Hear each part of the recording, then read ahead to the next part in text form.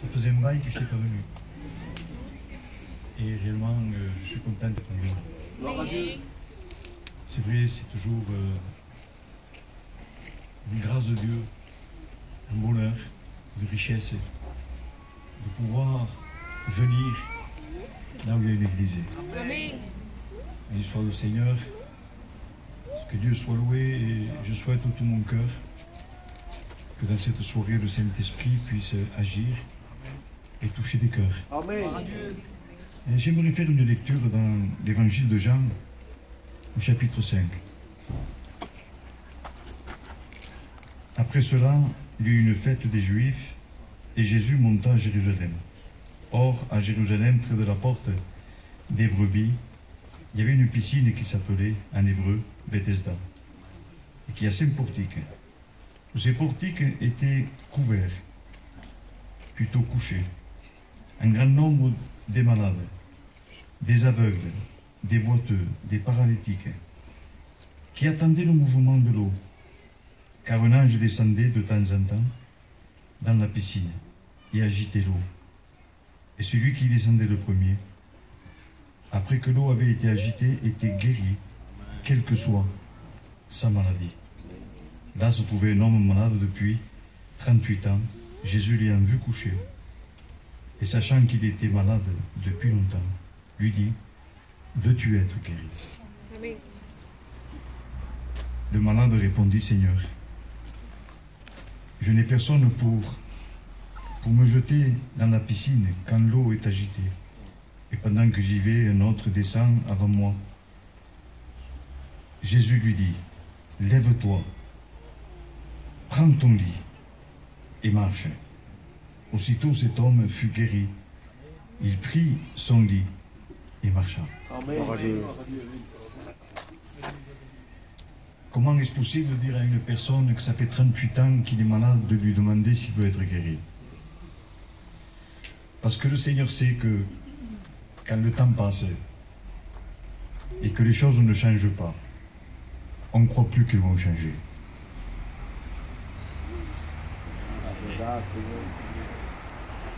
Quand le temps passe et que les choses ne changent pas, les gens ne croient plus qu'ils vont changer.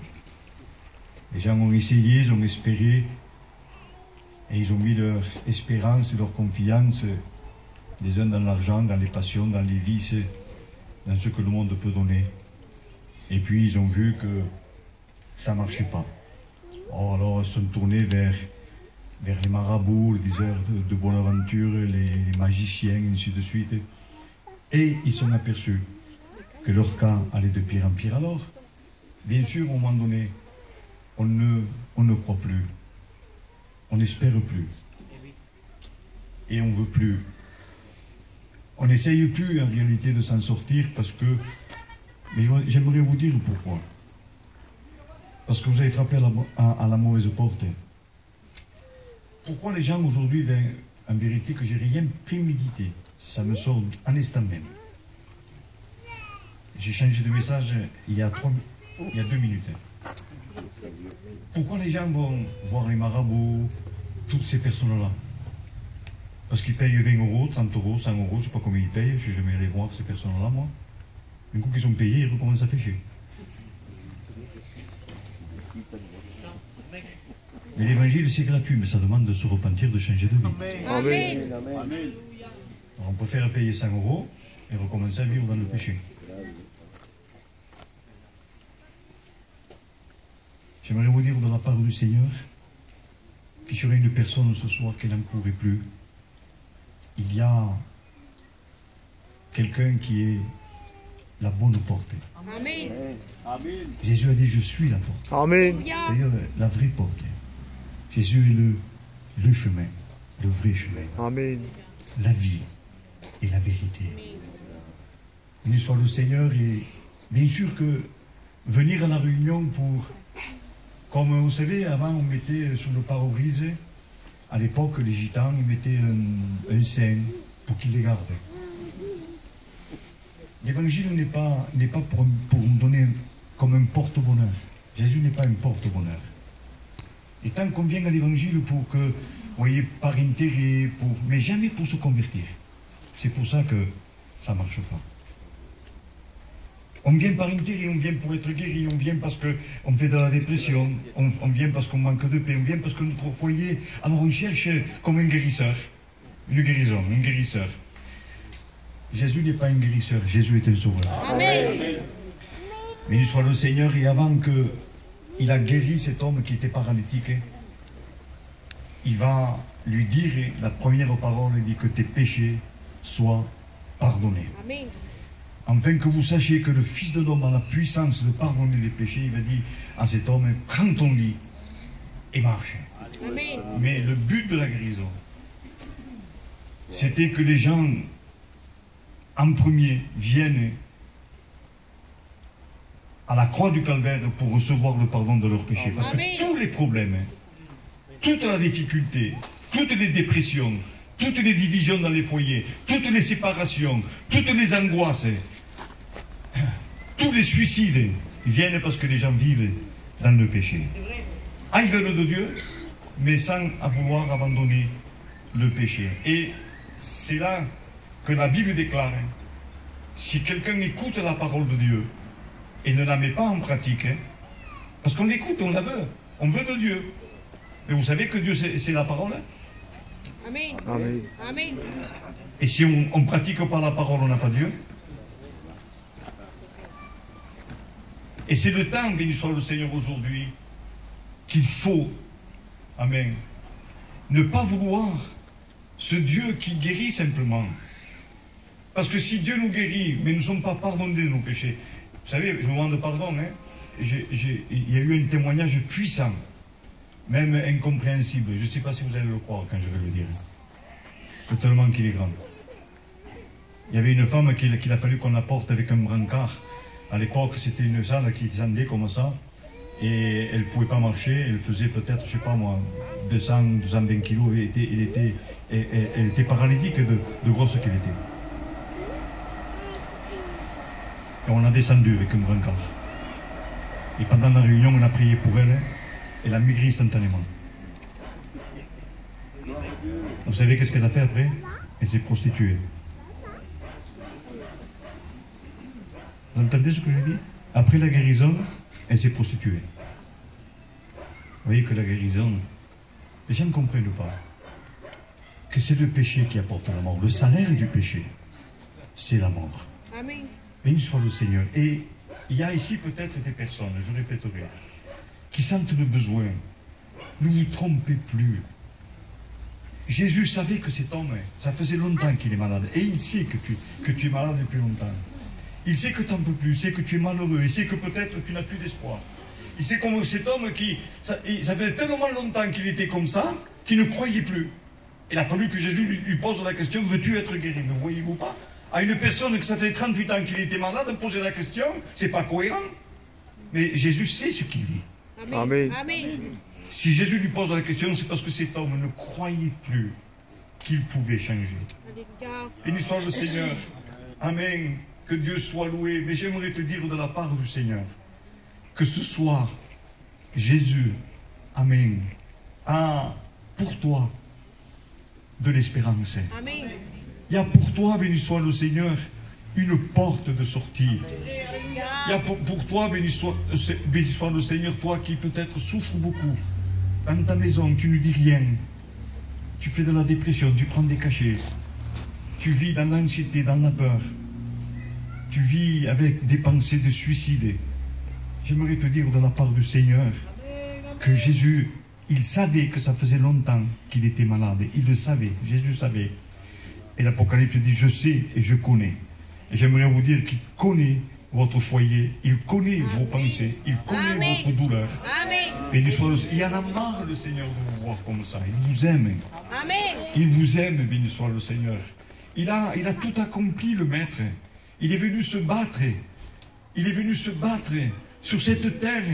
Il a fallu qu'il accepte les coups de poing, les crachats, l'humiliation. Il a fallu qu'il accepte tout.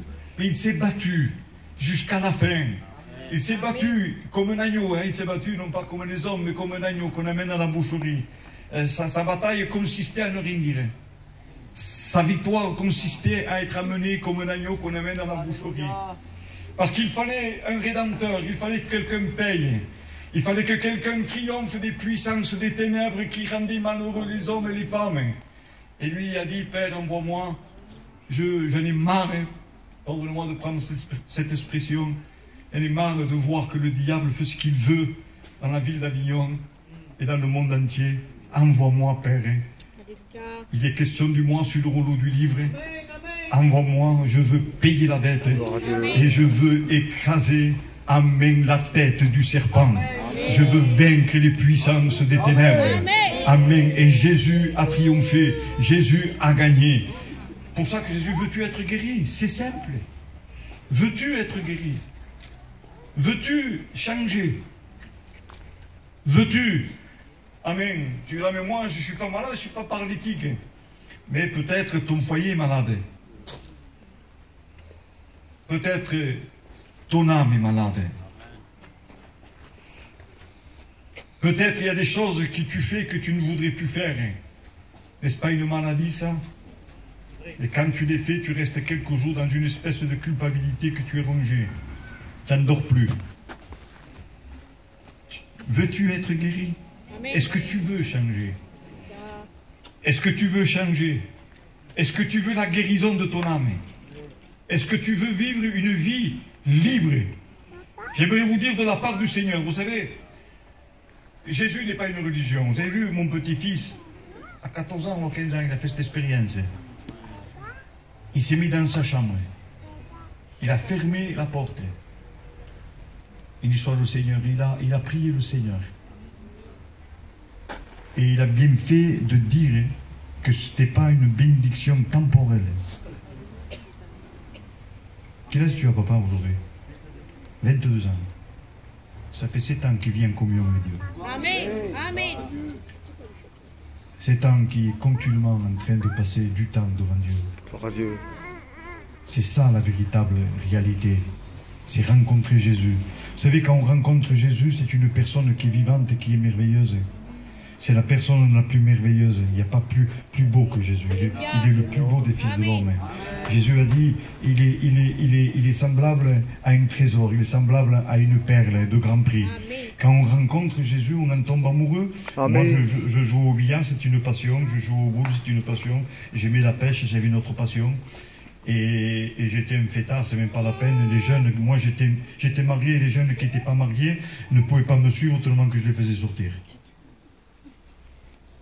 Et quand j'ai rencontré Jésus, je ne me rappelais même plus du billard. Je ne me rappelais même plus de la pêche.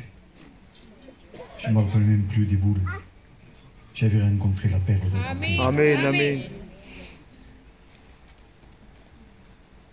Je vous enverrai une puissance, le Saint-Esprit. Alléluia. Ce n'est pas une religion. Amen. Amen. Que Dieu soit loué. Et si Amen. quelqu'un a soif, et si quelqu'un tout simplement, béni soit le Seigneur, un jour Jésus va dire à Zachée, Zachée, hâte-toi de descendre, car il faut qu'aujourd'hui je demeure dans ta maison. Et Zachée se hâta, descendit, et il l'a reçu dans sa maison. Tout simplement. Béni soit le Seigneur, et quand il va entendre, tout simplement, vous voyez, quand il va entendre qu'ils vont commencer à critiquer Jésus, parce que en ce temps-là, c'était pas normal qu'un juif aille dans une maison de pécheurs. Vous voyez? Et ils vont commencer à critiquer Jésus. Jésus est allé loger chez un homme pécheur. Et cet homme-là, Zachée, ayant reçu Jésus. Et quand on reçoit Jésus, j'aimerais vous dire qu'on reçoit une joie extraordinaire. Amen. Les angoisses s'en vont, la dépression s'en va, la Alléluia. peur s'en va. La puissance du péché s'en va, les Béni démons soit Dieu, s'en vont. alléluia. Les démons d'adultère, les démons de... Vous avez compris. Parce qu'en temps, il y a plus que l'adultère. Tout le monde rigole. Sans le dire, ils savent de quoi je parle. C'est un démon, ça. Mais j'aimerais vous dire que ces démons-là aussi s'en vont. Parce que vous ne croyez pas que ces démons va vaincre Jésus. Vous ne croyez pas que la croix a vaincu, que ce péché a vaincu la croix. La croix est une puissance de Dieu pour la vie de quiconque. Amen. Et la croix du Calvaire libère tous les hommes et toutes les femmes. Tu n'auras plus besoin, femme, d'aller avec d'autres femmes.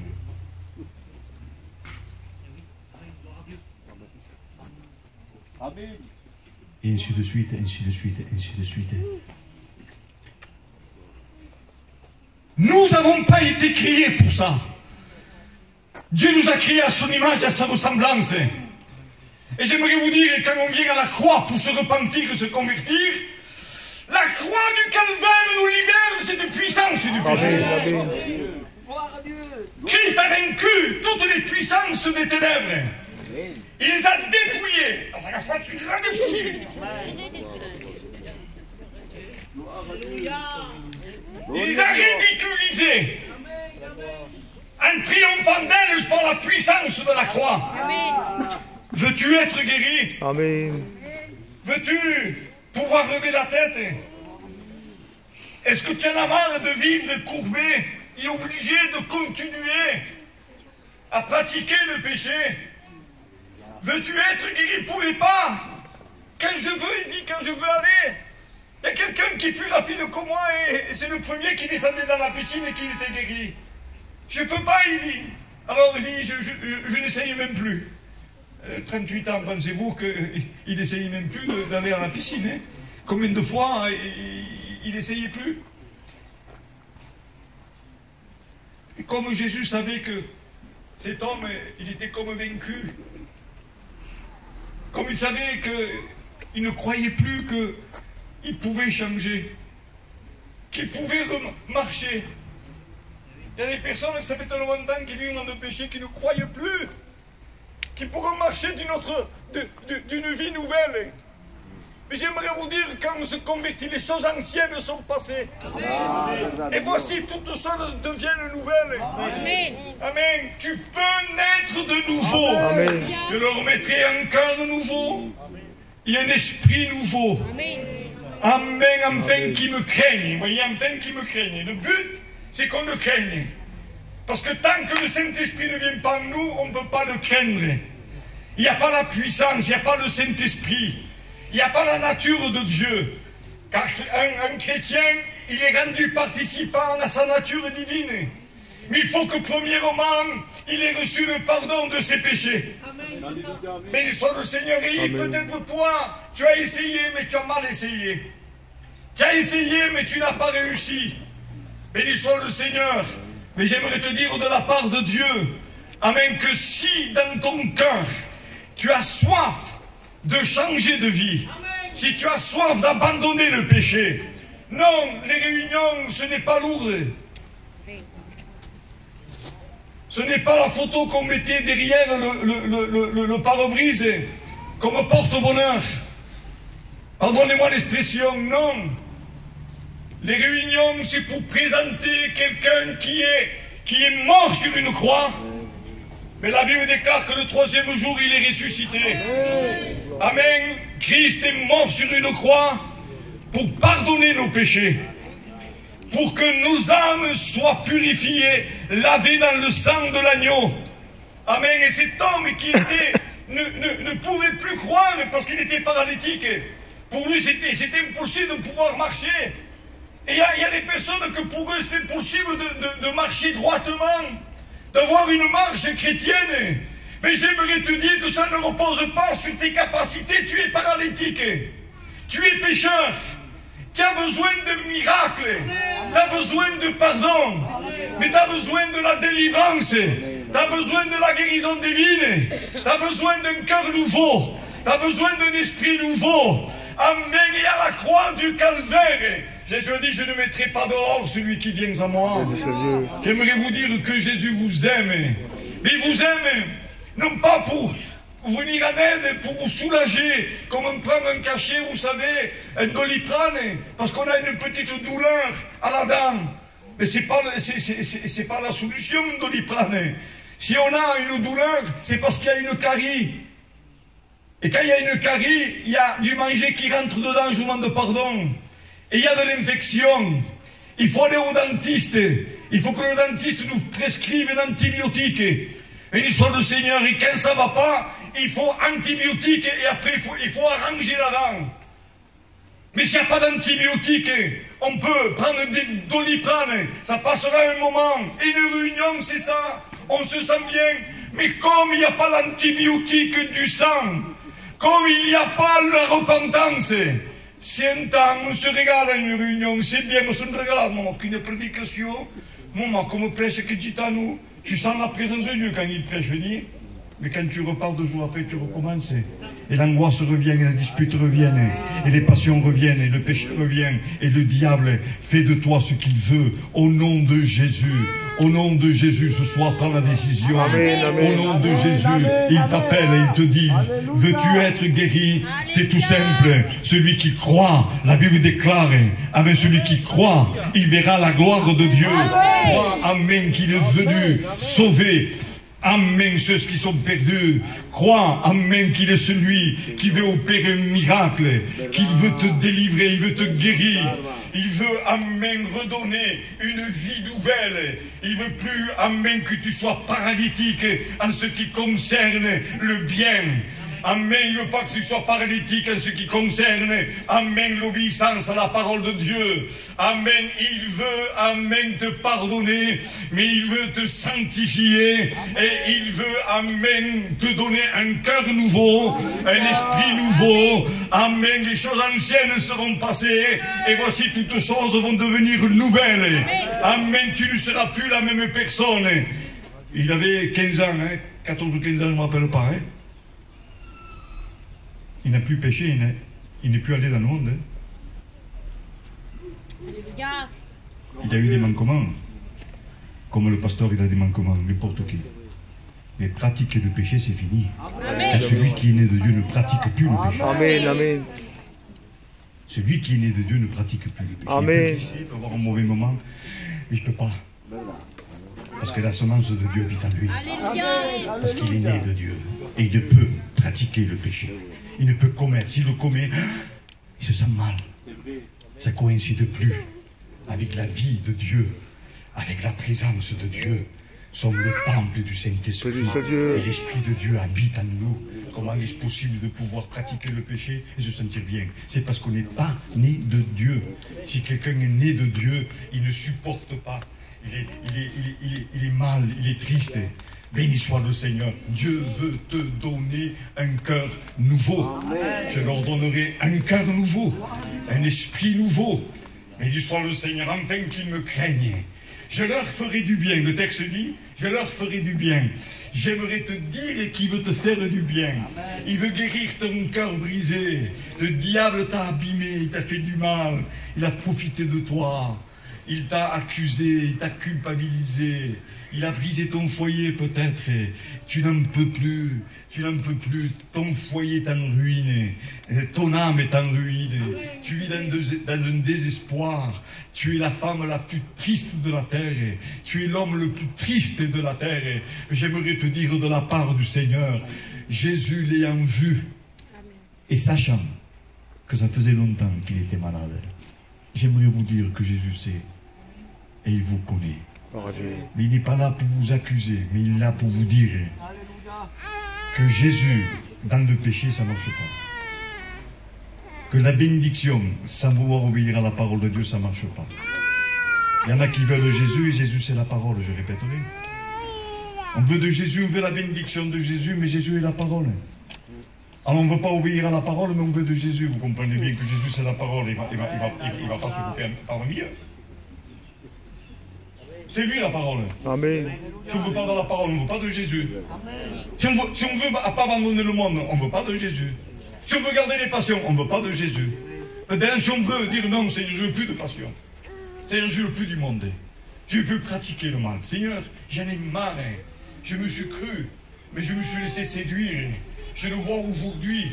Le péché, le monde, la famille, l'argent, les passions, les vices m'ont abîmé. Je n'en peux plus. Je viens aux réunions, mais je suis comme la femme courbée. Je suis courbé de temps que je vis dans le péché. Seigneur Jésus, amen, alléluia. Cette femme, ça faisait longtemps. Elle avait un esprit mauvais qui la tenait courbée. Et il y a des personnes qui vivent tellement dans le péché qu'après ils sont prisonniers d'esprit, qui les tiennent courbés. Ils ont besoin d'une délivrance. Ils ne peuvent plus se relever. Ils veulent se convertir, ils n'y arrivent pas. Parce qu'ils ont trop, abusé de l'amour de Dieu et de la grâce de Dieu. Il faut une repentance. Si vous voulez un miracle, si vous voulez pouvoir vous redresser et pouvoir regarder au ciel, même si vous ne pouvez pas regarder au ciel, que vous êtes obligé de regarder en bas, crier en bas, dire Seigneur, je ne peux pas me le relever, je ne peux pas te regarder, mais je peux crier à toi. Et quand on malheureux crie, l'Éternel entend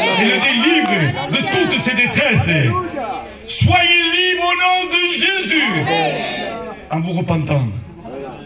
En vous repentant. Quand j'écoutais la parole de Dieu, en vérité, je n'osais même pas regarder le pasteur. Je me sentais tellement sale. Il dit, yo, un chrétien, tu chaud. Je savais qui j'étais, ce que j'avais fait et ce que je pratiquais. Et j'avais honte. J'avais honte. Mais j'entendais l'amour de Dieu qui m'appelait. Qui me disait, là où le péché abonde, la grâce de Dieu sera abondante. Et j'entendais cette voix qui me donnait à pouvoir lever les yeux vers le ciel, malgré que j'étais un pécheur, malgré que sur moi il y avait la honte. Je sentais l'amour de Dieu qui est en train de me faire tomber cette honte, qui me libérait de cette honte. Béni soit le Seigneur. Amen. Je me rappellerai, je me levais à l'appel. Je me relevais à l'appel. Je me relevais à l'appel. Fait que je voulais me convertir moi-même. Ah ouais. Il y a soif et soif. Il y a vouloir et vouloir. Il y a celui qui veut gagner des sous, et il y a l'autre qui veut gagner des sous. C'est pas la même chose. Hein. Qui veut gagner des sous, il va chiner 1 heure, il va gagner à la maison. Peut-être qu'il ne gagnera pas beaucoup de sous. Hein. Mais l'autre, il va chiner 1 heure, il ne gagne pas. Il 2 heures, il ne gagne pas. 3 heures, il ne gagne pas. 4 heures, il ne va pas. Il continue, jusqu'à ce qu'il trouve une porte et il va. Il y a le chineur, il y a le chineur. Il y a celui qui a soif. Il y a celui qui a soif. Heureux ceux qui ont soif, qui ont faim, qui ne veulent plus vivre écrasés, dominés par le mal. Heureux. J'aimerais vous dire de la part du Seigneur, veux-tu être guéri? C'est une question que Dieu te pose ce soir.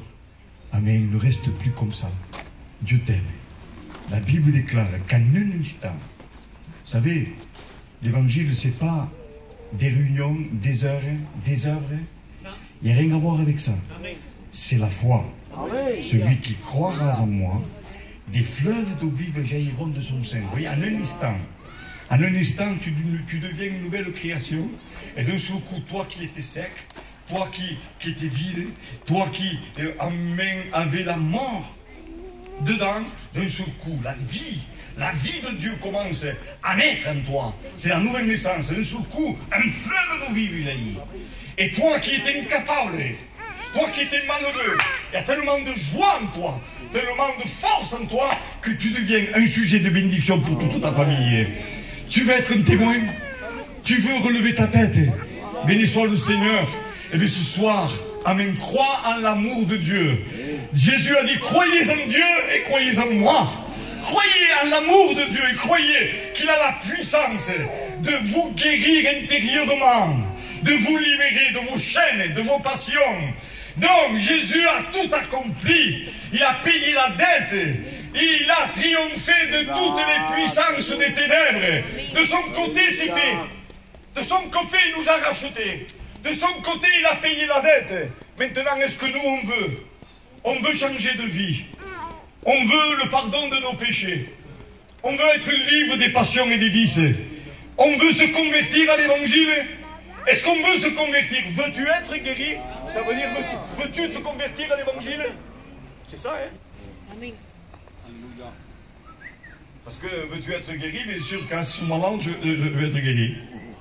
Qui ne veut pas être guéri? C'est vrai ou pas? Oui. Mais tu poses la question dans le spirituel. Veux-tu être guéri? Veux-tu te convertir? Veux-tu te repentir? Amen. Alléluia. Et je te promets que celui qui jusqu'à maintenant t'a fait du mal, lâche prise ce soir. Amen. Il pousse Il le pousse un temps, il dit un temps, allez, pousse-toi, mon copain. Pousse-toi. Je peux vous assurer qu'il vient comme un éclair. Si tu dis oui, Seigneur, je veux réellement une vie nouvelle. Je peux vivre dans le péché, Seigneur. En vérité, qu'il vienne comme un éclair. Vous savez, une fois, je crois que je l'avais raconté. Une fois, j'habitais à Aubenas.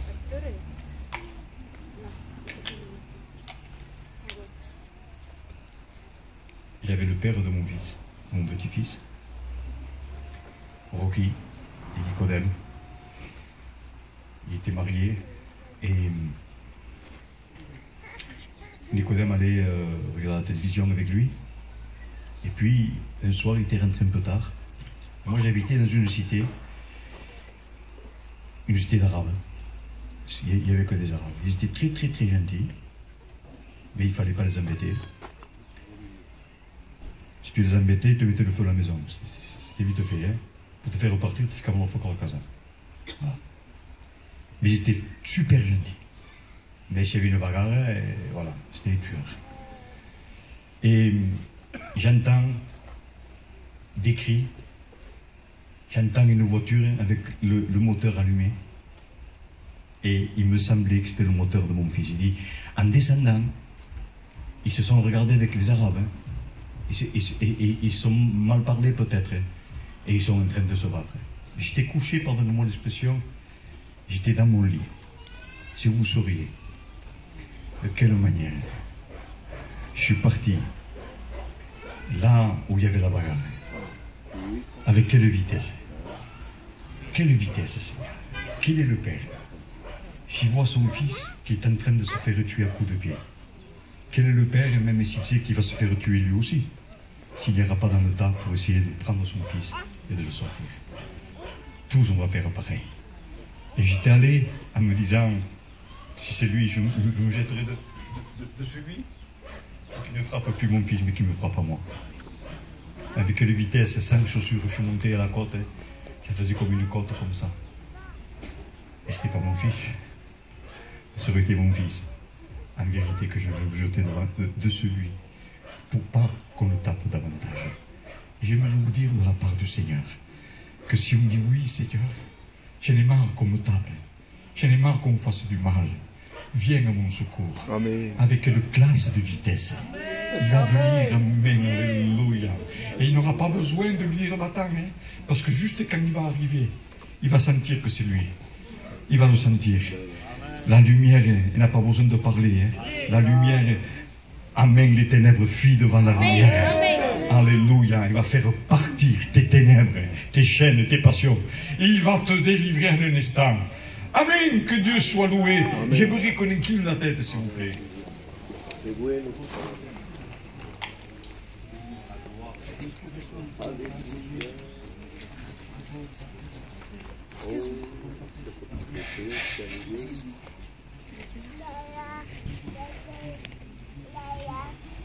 J'aimerais donner l'occasion ce soir aux personnes qui ne croyaient plus qu'ils pouvaient changer, parce que ça faisait longtemps, ça fait trop longtemps que vous êtes prisonniers, prisonnières du péché.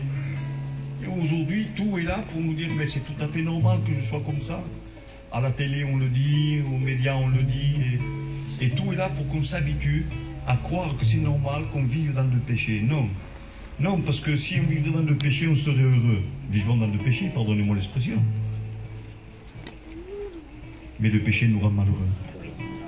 Ça met la discorde, ça met la jalousie dans les foyers, ça met la bagarre, ça met les divisions, ça met la bagarre, ça met les cassures, les enfants pleurent. Ne dites pas que le monde apporte le bonheur. Arrêtez de vous laisser séduire et tromper. Donc non, béni soit le Seigneur, Dieu vous appelle. Il y a, amen, dans l'évangile une bonne nouvelle. Et cette bonne nouvelle, c'est de dire ce soir, amen, qu'à la croix du Calvaire, il y a possibilité pour ton foyer, pour ta famille, tes enfants. Amen. Alléluia. Peut-être tu as un fils, tu as une fille qui touche à la drogue. J'aimerais te dire, amen, ne cherche pas à ce que ton fils se libère de la drogue. Convertis-toi, toi, en premier. Amen. Viens, toi, fais comme Noé, bâtis l'arche.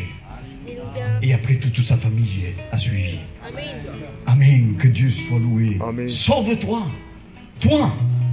Amen, et ta famille te suivra. Que Dieu soit loué. Sors du monde, sors du péché, sors de l'alcool, sors des bars, sors de la drogue. Viens à la croix. Amen, alléluia. Qui voudrait ce soir dire maintenant, je prends la décision, car à ta décision viendra le succès. Amen. Qui voudrait dire, je lève ma main, anti-gonfart, en catalan. Oui, le Seigneur t'a vu. Est-ce qu'une seconde personne? Amen, qui voudrait, mais moi aussi, je voudrais 2 personnes.